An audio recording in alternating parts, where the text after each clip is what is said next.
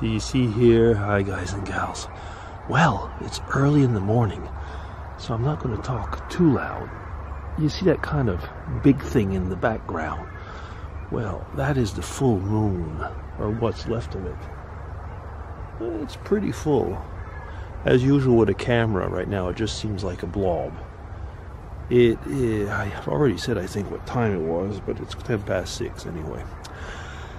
And I thought I'd do that so that I could have the full moon and back.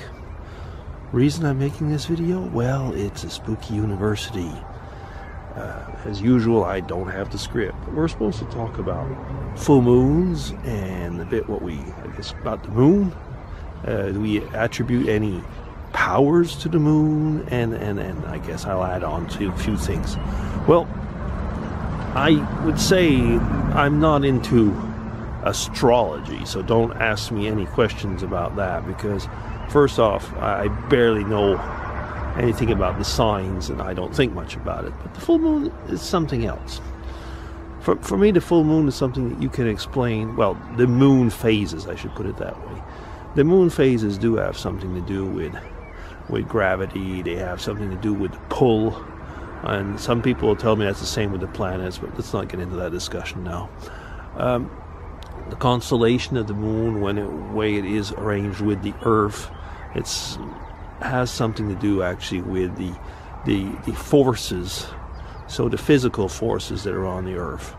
Over here in Switzerland, there's a movement that used to be quite strong, but it was called the Anthroposophes, and you might see sometimes Demeter products. I think you might even see that in the States.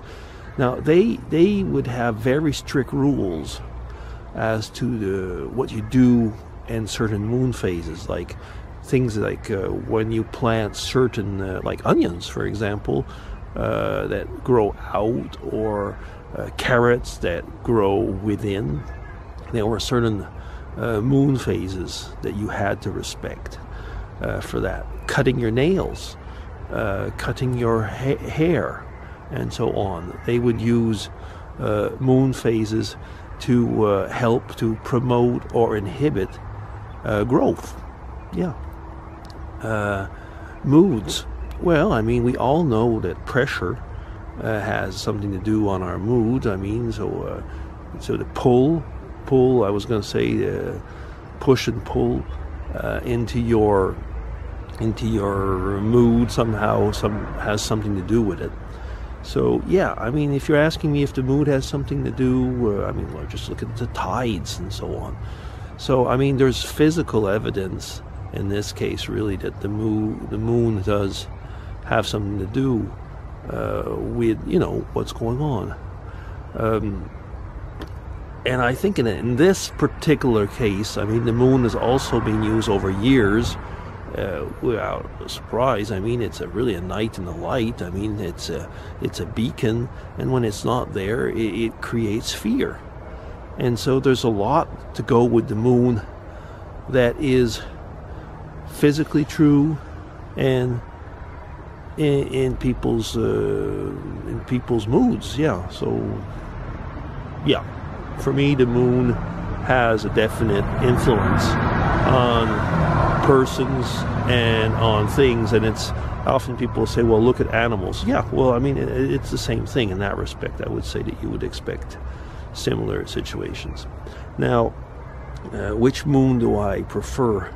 Well, it all depends. I mean, the full moon is always nice, but what I find really nice is sometimes a moon in the daytime, when the moon is coming out and you kind of like see the rest of the moon.